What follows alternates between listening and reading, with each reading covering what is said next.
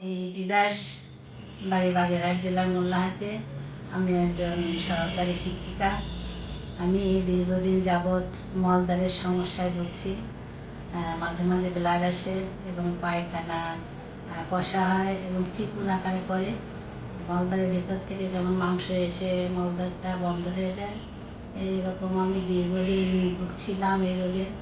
অনেক ডাক্তার দেখিয়েছি, স্থানীয় ডাক্তার, তারপরে ওষুধও খেয়েছি, কিন্তু কোনো কাজ হয় না।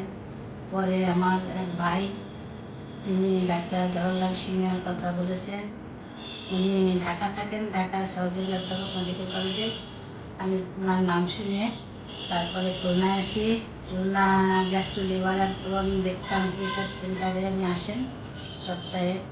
আমি শুক্রবারে আসি, উনি আমাকে কোলোনোস্কোপি করার কথা বলেন।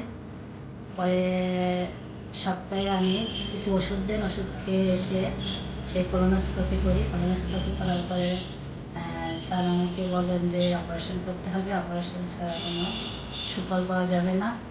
তারপরে অপারেশন হয় ওই দিনই, লেজার অপারেশন, অত্যাধুনিক যন্ত্রপাতির সাহায্যে করেন এবং আমি সুস্থই ছিলাম। অপারেশনের পরে আমার কোনো সমস্যা হয় নাই। অপারেশনের পরে গরম পানিতে আমার বসা লাগে নাই এবং ওই যে মল ধরে রাখতেও কোনো সমস্যা হয় নাই আমার। আমি ঠিকমতোই পায়খানা করছি, মলদ্বারে কোনো সমস্যা হয়নি এবং আমার গজও ভরা লাগে নাই, গরম পানিতে বসা লাগে নাই। লেজার অপারেশন, এই জন্য আমার আর কোনো সমস্যা হয় না। এখন আমি সুস্থ আছি। তারপরে থেকেই আমি শিক্ষা প্রতিষ্ঠানে গিয়ে আমি নিয়মিত ক্লাস করতে পারছি।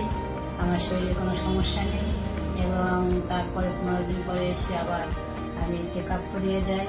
স্যার আমাকে আবার মেশিন দিয়ে, তার অত্যাধুনিক মেশিন দিয়ে আবার আমাকে পরীক্ষা করান। পরীক্ষা করানোর পরে বললেন যে কোনো সমস্যা নাই, আমি এখন সুস্থ আছি।